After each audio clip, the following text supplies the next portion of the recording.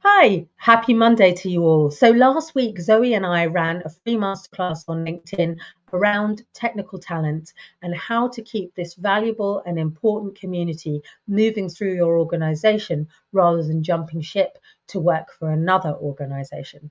I wanted to just give you three of the key points that we covered that I thought might be really useful.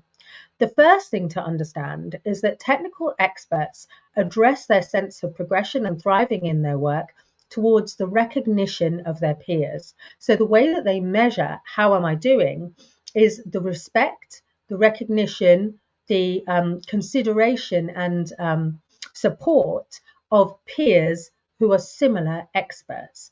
Why is this important to you? Because it means that completing on projects that stretch themselves, that they're proud of, that they're executing around in the cutting edge is extremely important for their sense of success, progression, security, stability, achievement in their careers.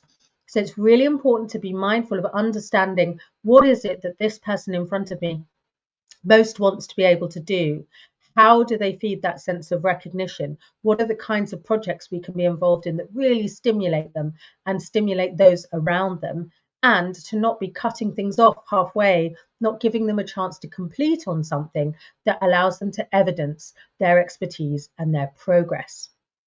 Secondly, so often when we work with technical people, we reward this competence as an individual contributor by making them a manager, promoting them into management and leadership. Well, it's of course not the case that technological people cannot also be great managers and leaders.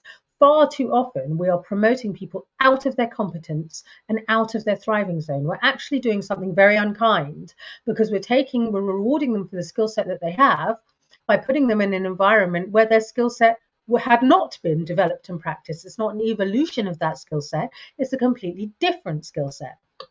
In the career equation, we say that the thriving zone for work is actually a very narrow spot in a Venn diagram between your skills, what you're good at, your passions, what gives you pleasure, and your impact, how you define success. And what we want is to be able to keep in that focused area of the sweet spot on the thriving zone. Manager skills, the ability to motivate, nurture, coach talent, are a completely different skill set to technological skills to be able to use analysis and specific data and your mind to be able to construct something that's going to have a technologically beneficial output and result. So those are completely different skill sets. And so you want to be really mindful that in your recognition and in your progression of your individual contributors, you're not promoting them out of competence and taking them away from the pleasure of the front line of designing great products. So really be thoughtful about, is there just one career path which is always about management and people leadership? Could there not be one in which we progress, recognizing your seniority in your skill set and the evolution of that, the value that you give to the company without putting someone in a position where they're doing something they really just don't want to do or spend their time getting good at, because that is very hazardous indeed. And the last thing is recognizing that career management is in itself a skill set. So technical people are fantastic at continuing to evolve and invest in their skill set, developing more technical skills, exploring more programs and opportunities, honing their hard skills. But they tend to focus very much on those kind of qualifications and the hard skills side. But actually, managing your career, being able to make the most of your skill set and to advocate for yourself in that skill set are crucial skill sets for success in your career in the 21st century. When we ran a session for the developers conference at Amazon, which had thousands of developers from all across the Amazon family, there were 300 sessions running, many of them focused on technical skills, but ours was in the top three. Why? Because actually being able to talk about, to own, to drive and navigate your career is absolutely crucial for being able to do the things that you want to do as a technical person.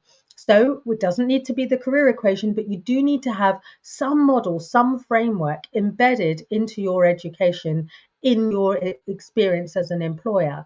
Because whether it comes to schools, universities, technical expertise, manager development, inductions, most of those places do not have a module about how to navigate your career around here, how to know who you are and articulate that to others, how to co-design and create a career path that really works for you. So it's really important that you have that embedded in your education. Now, if you'd really like to learn more about all the different things we covered in the hour, I'll post the link down below in the chat. But I hope that these nuggets have started to be useful to really think about how do I leverage my technical talent and have them so excited about their career within my organization that they don't consider going elsewhere. Happy Monday.